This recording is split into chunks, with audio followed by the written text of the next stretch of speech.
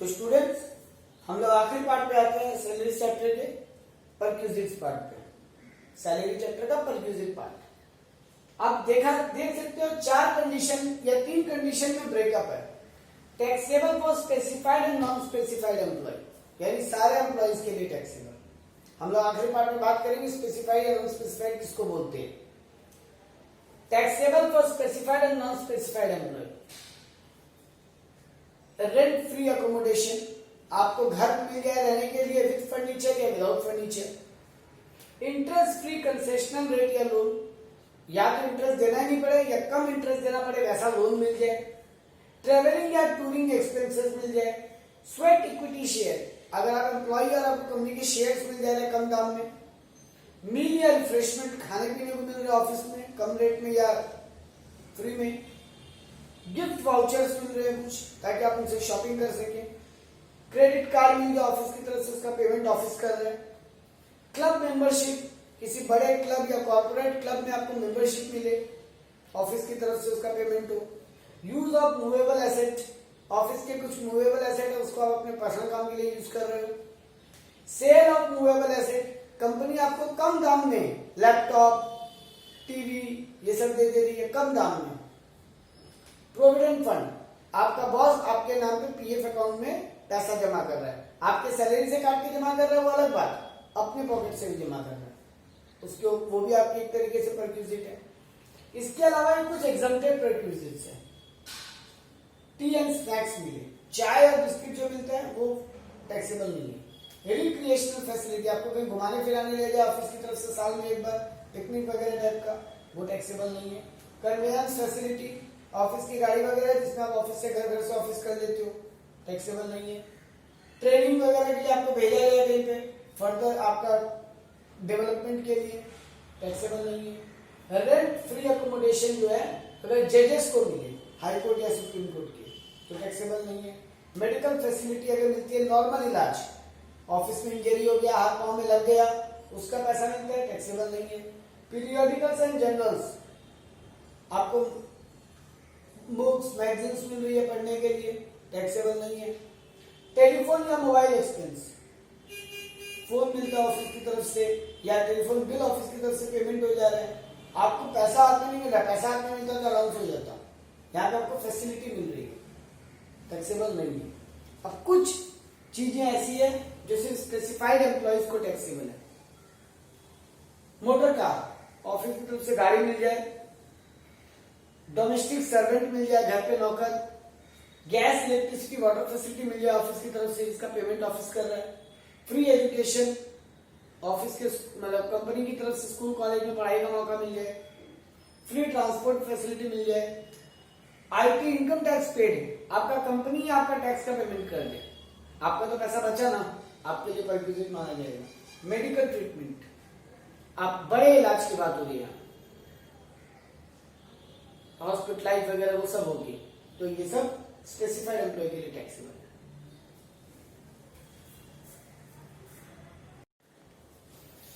हाँ, अब एक एक करके चालू करते हैं। पहला है रेंट फ्री अकोमोडेशन।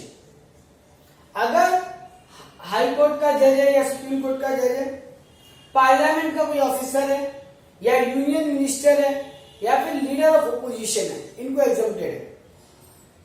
मतलब करंट गवर्नमेंट का नेता, ऑपोजिशन पार्टी का जो हेड है, मतलब पूरे ऑपोजिशन मिला के, किसी एक सिंगल पार्टी नहीं, पार्लियामेंट में ऑपोजिशन का भी लीडर चुना जाता है। अगर वो ऑपोजिशन पार्टी का लीडर है, हाई कोर्ट का जज है, सुप्रीम कोर्ट का जज है या पार्लियामेंट का कोई ऑफिसर है और उसको रेंट फ्री अकोमोडेशन मिल रहा है, इनके लिए टैक्सेबल नहीं। टैक्सेबल वैल्यू कितना होगा? अगर आप ऐसे सिटी में रहते हो जिसका पॉपुलेशन 25 लाख या उससे ज्यादा है तो आपको 15% ऑफ द सैलरी पे टैक्स देना पड़ेगा, मतलब आपका टैक्सेबल वैल्यू होगा 15% ऑफ द सैलरी। अगर आप 10 लाख से 25 लाख वाली पॉपुलेशन वाली सिटी में रहते हो, आपका टैक्सेबल वैल्यू होगा 10% ऑफ सैलरी। और अगर आप 10 लाख से भी कम में रहते हो, मतलब बच गया तीसरा कंडीशन, तो आपका 7.5% ऑफ द सैलरी टैक्सेबल होगा। यहाँ सैलरी का मतलब क्या पहले वो जान लीजिए। Basic plus DA plus bonus plus commission plus fees plus all other taxable allowances, यानी बेसिक कंपोनेंट के वो जो सारे फुल्ली टैक्सेबल वाले प्लस सारे अलाउंसेस। तो बेसिक पे दिए plus bonus plus commission plus fees plus all taxable allowances. अब एक क्राइटेरिया और है, ये जो क्राइटेरिया हमने पढ़ी 25 लाख से कम पॉपुलेशन, 25 लाख 10 लाख से कम पॉपुलेशन, 10 लाख से ज्यादा लेकिन 25 लाख से कम या 25 लाख से ज्यादा, ये गवर्नमेंट एम्प्लॉय के लिए एप्लीकेबल है।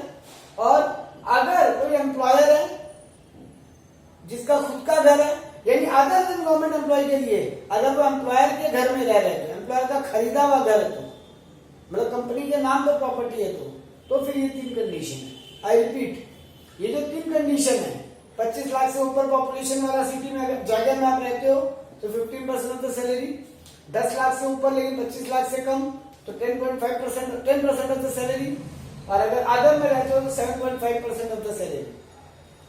ये कंडीशन सिर्फ गवर्नमेंट एम्प्लॉय के लिए है और उन अदर एम्प्लॉयज के लिए है जिनका मालिक का खुद का प्रॉपर्टी में वो रह रहे, मतलब मालिक भाड़ा नहीं दे रहे, मालिक का अपना प्रॉपर्टी। लेकिन अगर वो मालिक का ओन प्रॉपर्टी नहीं है, देखो गवर्नमेंट एम्प्लॉय के लिए और मालिक की प्रॉपर्टी में रहने वालों के लिए ये कंडीशन। अब अदर जो मालिक की प्रॉपर्टी में नहीं रहते हैं, मालिक भाड़ा पे लेके देके दे रहा है, मतलब भाड़ा मालिक चुका रहा है, तो फिर रेंट पेड और 15% of the salary, rent paid और 15% of the salary which ever is lower taxable value हो जाएगा। एग्जम्पशन का या डिडक्शन का वैल्यू का बात नहीं कर रहा, टैक्सेबल वैल्यू है ये सारा। एक कंडीशन और, अगर मालिक आपसे कोई भाड़ा वसूल कर रहा है, पूरी तरीके से फ्री नहीं दे रहा है, तो एक सर्टेन पार्ट माइनस होगा जो आपसे वो ले रहे हैं, बाद बाकी पार्ट टैक्सेबल होगा। मतलब अगर एक घर है यहाँ पे मालिक भाड़ा दे रहा है 10,000 रुपया, लेकिन मेरे से भी 3,000 ले रहा है, तो 7,000 टैक्सेबल होगा। मतलब हम पहले टैक्सेबल आरएफए निकाल लेंगे, उसमें से जितना एम्प्लॉय से वसूल किया जा रहा है वो माइनस कर देंगे, जो बचेगा वो टैक्सेबल होगा। नाउ कमिंग टू, अगर आपको घर के साथ फर्नीचर भी दे रहे हैं, मतलब फर्निश्ड फ्लैट दे रहे हैं या फर्निश्ड हाउस दे रहे हैं, तो क्या होगा? अगर वो मालिक का खुद का प्रॉपर्टी है, फर्नीचर मालिक के नाम पे, मालिक खुद खरीद के रखा है, मतलब बिजनेस खुद खरीद के रखा है, तो 10% ऑफ द कॉस्ट आपके लिए टैक्सेबल हो जाएगा। उस फर्नीचर का जितना ओरिजिनल कॉस्ट है उसका 10% आपको टैक्सेबल माना जाएगा। और अगर मालिक भाड़ा पे लेके दे रहे हैं, तो जो भाड़ा मालिक दे रहे हैं वो उसका हायर चार्ज आपको टैक्सेबल हो जाएगा। भाड़ा वाला चार्ज अगर भाड़े पे लेके दे रहे हैं, खुद का प्रॉपर्टी है मालिक का, तो 10% ऑफ ओरिजिनल कॉस्ट टैक्सेबल हो जाएगा। वैसे ही आते हैं स्वेट इक्विटी शेयर, मतलब मालिक आपको शेयर दे रहे हैं, कंपनी आपको शेयर दे रहे हैं कम दाम में, अपने एम्प्लॉयज को कंपनी शेयर दे रहा है कम दाम में, स्वेट इक्विटी शेयर। तो फिर जिस दिन आप राइट एक्सरसाइज कर रहे हो उस दिन जो सिक्योरिटी का वैल्यू है माइनस जो आपसे आपका एम्प्लॉयर चार्ज कर रहे हैं, मान लो बाजार में 1500 रुपया दाम आज के दिन, जिस दिन मैं ये राइट पे एक्सरसाइज कर रहा हूँ उस दिन मार्केट में वैल्यू 15,000 है शेयर का, अब मुझसे एम्प्लॉय 8,000 ले ले रहे, मेरा एम्प्लॉयर मेरा 8,000 ले रहे हैं, तो 15,000 माइनस 8,000 7,000 मेरी टैक्सेबल वैल्यू होगा। तो हमने 3 चीज पढ़ी है, आरएफए, वैल्यू ऑफ फर्नीचर और स्वेट इक्विटी शेयर। अब आगे और चीजों को वैसे ही पढ़ते जाते हैं।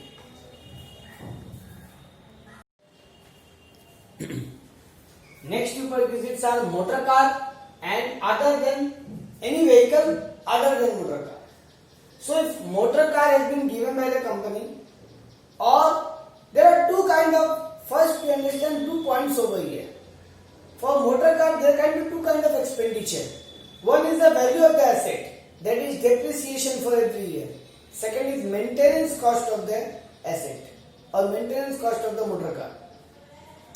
If it is owned and maintained by employer, means ownership of the motor car is with employer, गाड़ी का मालिक एम्प्लॉयर है और मेंटेन भी एम्प्लॉयर ही कर रहा है, मालिक भी वही, गाड़ी का मेंटेनेंस भी वही कर रहा है। अगर ये गाड़ी स्टाफ ऑफिस यूज के लिए कर रहा है तो फुल्ली एग्जम्प्ट है, कोई टैक्स नहीं लगेगा। अगर पर्सनल यूज के लिए कर रहा है तो maintenance cost plus 10% of depreciation SLM basis पे, गाड़ी अगर 5 लाख का है तो उसका 10% 50,000 प्लस मान लो मेंटेनेंस कॉस्ट पे 10,000 खर्चा हो रहा है, तो 60,000 टैक्सेबल हो जाएगा, टैक्सेबल हो जाएगा। यहाँ पे इस पार्ट में लोग एग्जम्पशन का बात नहीं कर रहे, कितना वैल्यू टैक्सेबल होगा उसका बात कर रहे हैं। और अगर बोथ है, कुछ काम ऑफिस के लिए भी कर रहा है, कुछ काम पर्सनल के लिए भी कर रहा है, मतलब कोई डिफरेंट नहीं है, तो 1800 और 2400 पर मंथ अगर गाड़ी मोर देन 1.6 सीसी का है, मतलब हायर सीसी का गाड़ी है, तो 2400 पर मंथ टैक्सेबल हो जाएगा, और गाड़ी अगर लेसर सीसी का है तो 1800 रुपया पर मंथ टैक्सेबल हो जाएगा। ओनली स्पेसिफाइड एम्प्लॉय के लिए कंडीशन है। एक बात ध्यान रखिएगा, इस पूरे परक्यूजिट पार्ट में जहां पर भी प्रॉपर्टी का मालिक खुद ओनर, खुद एम्प्लॉयर है, तो फिर स्पेसिफाइड एम्प्लॉय के लिए खाली टैक्सेबल होगा। अगर गाड़ी का या कोई भी प्रॉपर्टी का, कोई भी चीजों का ओनर अगर एम्प्लॉयर है, तो सिर्फ स्पेसिफाइड एम्प्लॉय के लिए टैक्सेबल होगा। चलिए next condition, owned by employer but maintain by employee. गाड़ी का मालिक तो एम्प्लॉयर है, लेकिन उसको रखने का खर्चा जो है, रख रखाव का जो खर्चा है, मेंटेनेंस कॉस्ट, वो एम्प्लॉय बियर कर रहा है। वही ऑफिस यूज के लिए तो कोई टैक्सेबल नहीं, सिर्फ पर्सनल यूज के लिए है तो 10% ऑफ डिप्रिसिएशन। अगर बोथ है तो 600 या 900 पर मंथ, मतलब 600 पर मंथ या 900 पर मंथ। गाड़ी 1.6 सीसी से ज्यादा का है तो 900 पर मंथ, गाड़ी 1.6 सीसी से कम का है तो 600 पर मंथ। ये भी सिर्फ स्पेसिफाइड एम्प्लॉय के लिए टैक्सेबल है, क्योंकि गाड़ी का मालिक कौन है? एम्प्लॉयर है। अब देखो, owned by employee, maintain by employer, उल्टा है। गाड़ी का मालिक तो खुद एम्प्लॉय है, मतलब मेरा खुद का गाड़ी है, बट मेंटेनेंस कॉस्ट मेरा बॉस दे देता है। अब अगर हम गाड़ी को ऑफिस पर्पस के लिए यूज करते हैं खाली, तो फुल्ली एग्जम्प्ट। प्राइवेट पर्पस के लिए करता है, सिर्फ मेंटेनेंस कॉस्ट टैक्सेबल होगा, क्योंकि देखो गाड़ी का मालिक हम है तो सिर्फ मेंटेनेंस कॉस्ट, सॉरी गाड़ी का मालिक बॉस है, सिर्फ मेंटेनेंस कॉस्ट हम अपनी पॉकेट से दे पा रहे, सॉरी गाड़ी का मालिक हम है, मेंटेनेंस कॉस्ट एम्प्लॉयर दे रहे हैं। तो जो एम्प्लॉयर दे रहा है वही मेरे लिए टैक्सेबल होगा ना, मेरे लिए तो बेनिफिट वही है जो मेरा एम्प्लॉयर दे रहा है, तो मेरे लिए मेंटेनेंस कॉस्ट टैक्सेबल हो जाएगा। और अगर बोथ है तो एक्चुअल एक्सपेंडिचर माइनस 1800 या 2400 पर मंथ, पीछे one is lower, actual expenditure minus 1800 या 2400। गाड़ी अगर मोर पर 1.6 सीसी का है तो 2400, गाड़ी लेस देन पर 166 का है तो 1800। ये सारे एम्प्लॉय के लिए, क्योंकि देखो गाड़ी का ओनर कौन है? एम्प्लॉय खुद। तो जहां गाड़ी का ओनर एम्प्लॉय खुद है, मतलब गाड़ी का मालिक पूरे परक्यूजिट में कहीं भी अगर एम्प्लॉयर उस चीज का मालिक है, तो फिर स्पेसिफाइड एम्प्लॉय के लिए टैक्सेबल है।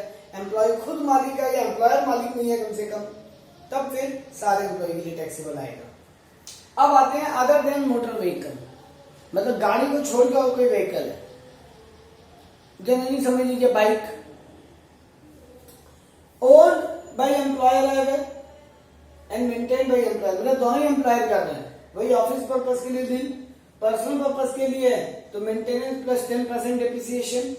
अगर बोथ है तो मेंटेनेंस प्रोपोर्शनेटली होगा, कितना परसेंटेज अपने लिए और कितना परसेंटेज ऑफिस के लिए, मतलब कितना परसेंटेज पर्सनल पर्पस के लिए और कितना परसेंटेज ऑफिस पर्पस के लिए। वहां पे मेंटेनेंस का वाइफिकेशन आपको क्वेश्चन में दे देगा, प्लस 10% डेप्रिसिएशन। ये भी ओनली स्पेसिफाइड एम्प्लॉय के लिए, क्योंकि गाड़ी का मालिक एम्प्लॉयर है। अब owned by employee and maintained by employer, उल्टा है। गाड़ी का मालिक एम्प्लॉय है, मेंटेनेंस कॉस्ट एम्प्लॉयर दे रहा है।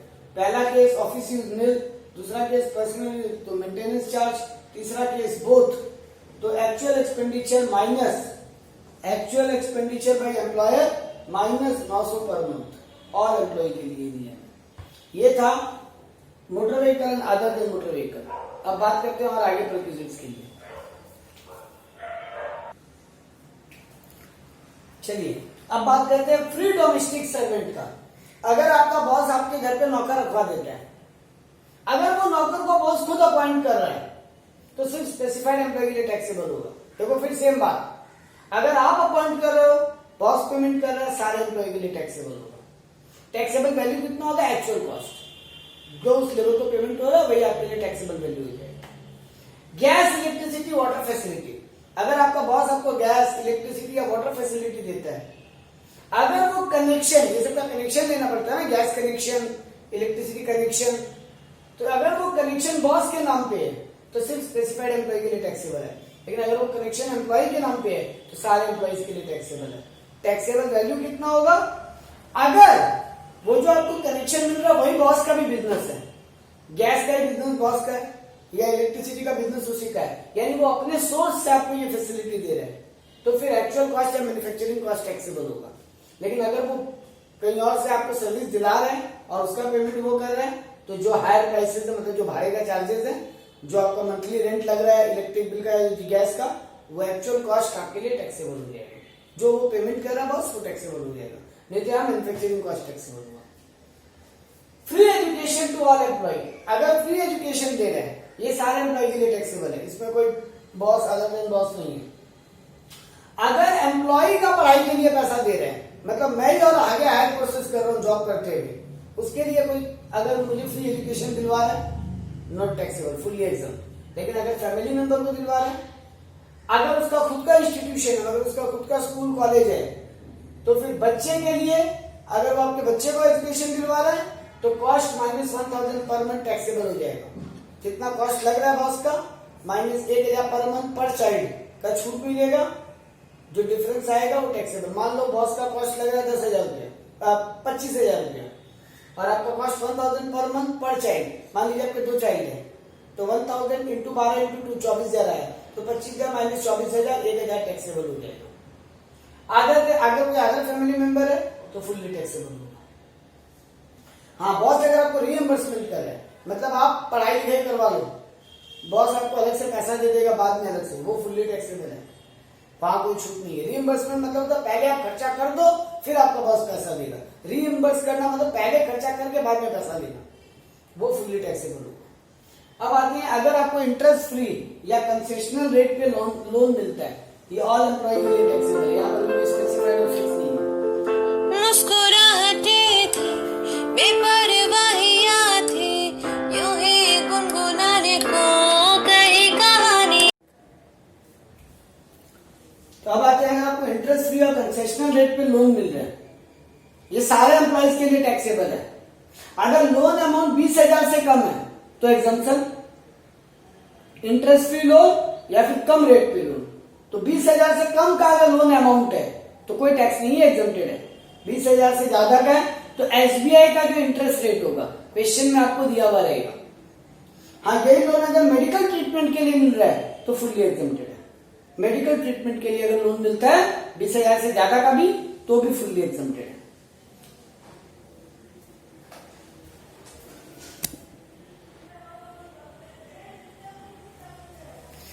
Yes, few more perquisites.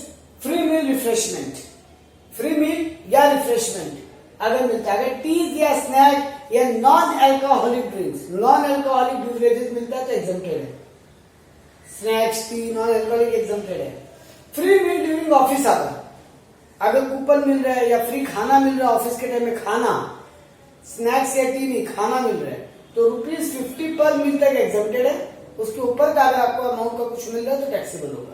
मान लो आपको 80 रुपए का खाना मिल रहा है, 50 तक एग्जम्प्टेड, बाकी 30 का टैक्सेबल। ये ऑल एम्प्लॉय के लिए, इसमें कोई स्पेसिफाइड एम्प्लॉय क्राइटेरिया नहीं है। क्रेडिट कार्ड अगर आपको मिलता है ऑफिस की तरफ से, अगर आप उसको ऑफिस के काम के लिए यूज कर रहे हो तो टैक्सेबल नहीं है।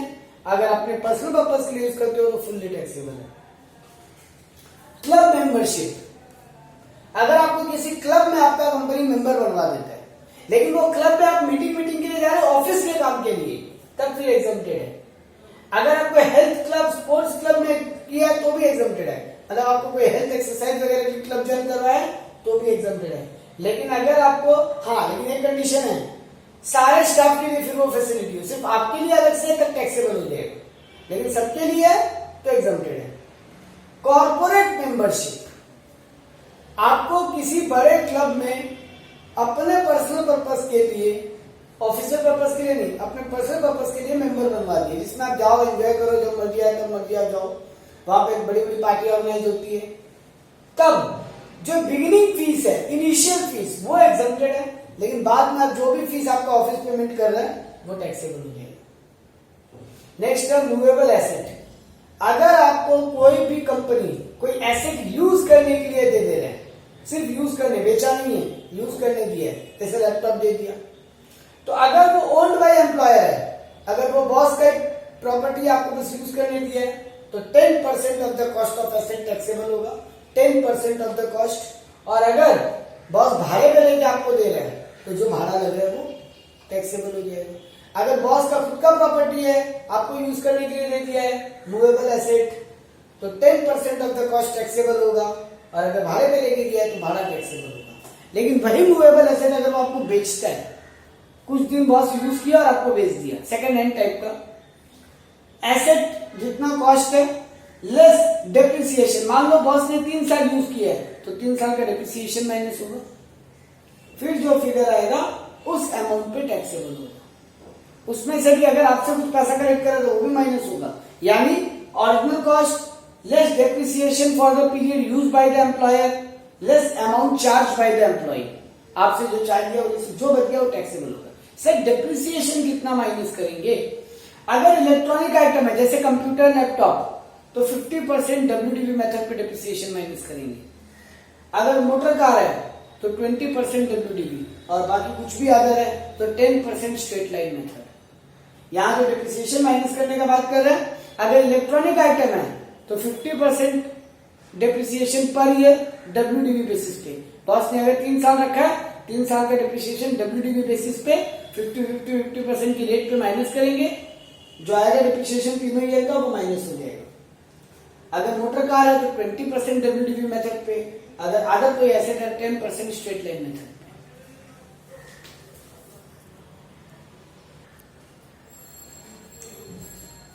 Medical facility, if any medical facility is provided by the boss by the employee to employee at employer's hospital, अपने खुद के हॉस्पिटल में देता है तो एग्जम्प्टेड, एट गवर्नमेंट हॉस्पिटल और अप्रूव्ड बाय गवर्नमेंट हॉस्पिटल तो एग्जम्प्टेड, और अगर ग्रुप मेडिकल इंश्योरेंस भी करवाता है तो एग्जम्प्टेड, यानी प्राइवेट हॉस्पिटल में इलाज करवाता है तो टैक्सेबल। अच्छा, अगर आप आउटसाइड इंडिया इलाज कराते हो, ये मेन है, आउटसाइड इंडिया इलाज कराते हो अगर आप, मेडिकल एक्सपेंसेस जितना आरबीआई अलाउ कर रहे हैं उतना तक exempted. Staying cost, patient plus 1 attendant मिला के, वहां रहने का खर्चा, पेशेंट प्लस 1 अटेंडेंट मिला के रहने का खर्चा जितना आरबीआई परमिट करे। ट्रेवलिंग कॉस्ट तभी डिडक्शन, तभी एग्जम्पशन अलाउड होगा अगर आपका ग्रॉस टोटल इनकम 2 लाख से कम है। अगर आपका जीटीआई 2 लाख से हाई है तो ट्रेवलिंग कॉस्ट टैक्सेबल हो जाएगा, लेकिन अगर जीटीआई 2 लाख से कम है तो ट्रेवलिंग कॉस्ट अगर बॉस बियर कर रहा है तो वो एग्जम्प्टेड होगा। लीव ट्रेवल कंसेशन, आपका बॉस आपको घूमने फिरने का अरेंजमेंट करवा दे रहे, बाहर जाने का, घूमने फिरने का, आपको ट्रांसपोर्ट या ट्रैवलिंग कॉस्ट खाली छूट मिलेगा। कितना छूट मिलेगा? एग्जम्प्टेड। अगर आप बाई एयर जा रहे हो तो इकोनॉमिक क्लास का शॉर्टेस्ट रूट का फेयर, अब यहां से बॉम्बे आप डायरेक्ट जा सकते थे, लेकिन आप केरला होते हुए बॉम्बे गए, ये शॉर्टेस्ट रूट नहीं, लॉन्गेस्ट रूट हो गया, तो फिर शॉर्टेस्ट रूट का जो इकोनॉमिक फेयर है उतना छूट मिलेगा, बाद बाकी टैक्स देना पड़ेगा। रेल, अगर आप ट्रेन से जाते हो, बॉस आपकी ट्रेन का टिकट करवा दे रहे हैं तो फर्स्ट क्लास एसी का फेयर, वो भी शॉर्टेस्ट रूट। अगर आप रेल अवेलेबल नहीं है वहां पे, आप अदर देन रेल अवेलेबल है, आप अगर पब्लिक ट्रांसपोर्ट वहां पे अवेलेबल है, मतलब बस वगैरह अवेलेबल है, तो फर्स्ट क्लास डिलक्स बस का फेयर आपको छूट मिलेगा। और अगर पब्लिक ट्रांसपोर्ट अवेलेबल ही नहीं था, आप ऐसी जगह गए कोई पहाड़ी एरिया में, कोई जंगली एरिया में, तब फिर first class AC rail fair का छूट मिलेगा। तो आपको जितना मिला पैसा या आपको सम में गिवन होगा इनमें से कोई एक फिगर, वो माइनस करेंगे, बैलेंस टैक्सेबल हो जाएगा।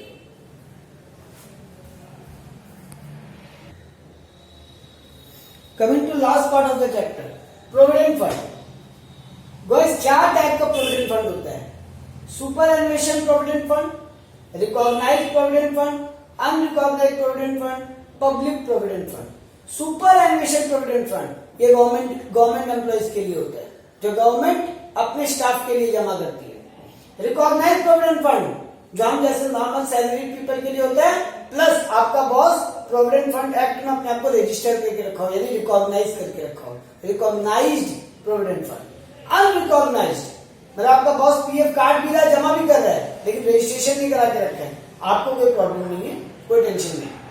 पब्लिक प्रोविडेंट फंड, हम लोग खुद का अलग से अपना एक प्रोविडेंट फंड अकाउंट खोलते हैं, किसी बैंक में, एलआईसी के अंदर, किसी पोस्ट ऑफिस में, ताकि रिटायरमेंट पे हम लोगों को इसका बेनिफिट मिले। अब आता है, इसमें 3 पार्ट है। आपका एम्प्लॉयर जो अपने पॉकेट से दे रहे हैं, आपके सैलरी से कट के जो जमा हो रहा है और उसपे जो ब्याज मिल रहा है। गाइस एसपीएफ कभी भी टैक्सेबल नहीं है, employer part not taxable, employee part not taxable, ऊपर से डिडक्शन भी मिलेगा 80C का, इंटरेस्ट नो टैक्सेबल। और लंप सम विड्रॉल, अगर आप रिटायरमेंट के बाद पैसा निकाल लेते हो पूरा का पूरा तो भी नो टैक्स। अगर आप आरपीएफ के अंदर आते हो, आपका बॉस प्राइवेट कंपनी है या पब्लिक लिमिटेड कंपनी है, गवर्नमेंट कंपनी नहीं है, वो प्रोविडेंट फंड काट के जमा कर रहा है, वो रिकॉग्नाइज्ड भी है। एम्प्लॉयर पार्ट आपको 12% per annum of the salary का छूट मिलेगा। 12% ऑफ द सैलरी, यहाँ सैलरी का मतलब बेसिक पे डीए प्लस कमीशन, इतना तक एग्जम्प्टेड होगा, बाद बाकी पार्ट टैक्सेबल होगा। अगर आपका बॉस आपकी सैलरी का 18% पीएफ जमा कर रहा है तो 12% छूट मिल जाएगा, बाकी 6% टैक्सेबल हो जाएगा। आपका पार्ट जो जमा हो रहा है आपकी सैलरी से कट के, वो तो कोई टैक्सेबल हो भी नहीं सकता, उस पर उल्टा 80C का डिडक्शन मिलेगा। इंटरेस्ट जो मिलेगा उसमें 9% तक का छूट है। अगर आपको 12% ब्याज मिल रहा है प्रोविडेंट फंड अकाउंट में, 9% एक एग्जम्प्टेड है, बाद बाकी टैक्सेबल हो जाएगा। वैसे 8, 8.5 के ऊपर पीएफ का ब्याज होता नहीं है, इसलिए इंटरेस्ट हमेशा नॉट टैक्सेबल ही रह जाएगा। अगर आप लमसम विड्रॉ कर लेते रिटायरमेंट के बाद आरपीएफ का पैसा, 5 साल जॉब करके निकले उसके बाद विड्रॉ कर रहे हो तो ठीक है। 5 साल के पहले रिटायर हो गए जॉब करने के, जॉब किए 5 साल के अंदर में जॉब छोड़ दिए, तो फिर और अगर वो पैसा उठाते तो टैक्सेबल होगा। URPF not taxable, no deductions. PPF not taxable, only deduction. तो याद रखने बात दो ही चीज है कि अगर हम आरपीएफ में जो एम्प्लॉयर पार्ट है और आरपीएफ में जो इंटरेस्ट है, याद रखने लायक बात यही है इसमें। आरपीएफ में जो एम्प्लॉयर्स पार्ट है 12% ऑफ द सैलरी, यानी 12% ऑफ बेसिक पे डीए प्लस कमीशन का छूट मिलेगा, बाद बाकी टैक्सेबल हो जाएगा। और इंटरेस्ट पार्ट पे 9% पर एनम तक का छूट मिलेगा, बाद बाकी इंटरेस्ट टैक्सेबल हो जाएगा। ये था गाइस पूरा का पूरा परक्यूजिट। तो गाइस हमने बेसिक कंपोनेंट पढ़ा, अलाउंसेस पढ़ा, परक्यूजिट पढ़ा, तीनों को ऐड करने से आता है ग्रॉस सैलरी। अब उसमें कुछ छूट मिलेगी, वो माइनस करेंगे तो आएगा टैक्सेबल या नेट सैलरी। क्या क्या छूट है? 3 तरीके की छूट है। पहला है section 16(1) standard deduction, 40,000 of salary whichever is lower तक का आपको छूट मिल गया। 40,000 of gross salary whichever is lower आपको छूट मिल गया। सेकंड, एंटरटेनमेंट अलाउंस, याद है अलाउंसेस में पढ़े थे एंटरटेनमेंट अलाउंस, SCM का ई, वो आपको अगर गवर्नमेंट एम्प्लॉय हो तो आपको इन 3 में से लोअर छूट मिलेगा। एक्चुअल एक्सपेंडिचर 5,000 या 20% of basic salary, 20% of basic salary, इन तीनों में से विचेबल लोअर आपको छूट मिल जाएगा, डिडक्शन मिल जाएगा। और last P tax, professional tax बोल के टैक्स कटता है जो लोग सर्विस देते हैं उनके पार्ट में से। तो अगर आपका पी टैक्स कट रहा है, आप पी टैक्स जमा दे रहे हो, जितना जमा दे रहे हो फुल छूट मिल जाएगा। लेकिन अगर आपका बॉस जमा दे रहा है तो पहले उसको परक्यूजिट के रूप में टैक्सेबल करो और फिर यहाँ डिडक्शन क्लेम कर लो, मतलब अल्टीमेटली 0 इफेक्ट हो जाएगा। और आप अपने खुद के पॉकेट से पे कर रहे हो तो आपको डायरेक्ट छूट मिल जाएगा, जितना जमा कर लो प्री टैक्स पूरा का पूरा छूट मिल जाएगा। तो ये होता है डिडक्शन। गाइस इसमें एक इंपॉर्टेंट बात रह गई बतानी पूरे नोट्स में, वो थी वो स्पेसिफाइड एम्प्लॉय किसको बोलते हैं।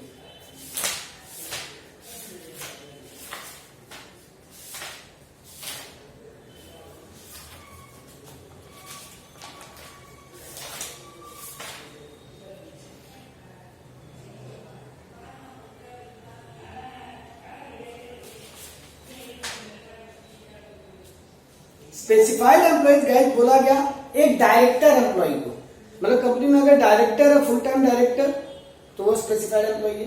कोई एम्प्लॉय अगर जिसका सब्सटेंशियल इंटरेस्ट है कंपनी में, सब्सटेंशियल इंटरेस्ट मतलब 20% से ज्यादा वोटिंग पावर है, तो वो स्पेसिफाइड एम्प्लॉय होगा। और तीसरा बात और आखिरी बात बोला गया जिस आदमी का 50,000 पर एनम से ज्यादा सैलरी, 50,000 पर एनम से ज्यादा सैलरी हो। यहाँ सैलरी का मतलब और नॉन मॉनिटरी बेनिफिट को छोड़ के और टैक्सेबल बेनिफिट को छोड़ के, डिडक्शंस को छोड़ के, आपका सैलरी अगर 50,000 पर एनम है, ये सब माइनस करने के बाद सम्स में बात करेंगे इसके ऊपर। लेकिन आप इतना समझो अगर आप 50,000 पर एनम से ज्यादा आपका सैलरी है, अगर आप गवर्नमेंट, अगर आप डायरेक्टर हो किसी ऑर्गेनाइजेशन में फुल टाइम, या फिर आप का अगर 20% से ज्यादा सब्सटेंशियल इंटरेस्ट है कंपनी में, तो आप कंपनी के स्पेसिफाइड एम्प्लॉय चलाओगे। तो जिस जिस क्राइटेरिया में आप पढ़ते हो स्पेसिफाइड एम्प्लॉय के लिए टैक्सेबल है, तो देख लो इन 3 में से वो आदमी है क्या। तो गाइस ये था पूरा सैलरी चैप्टर।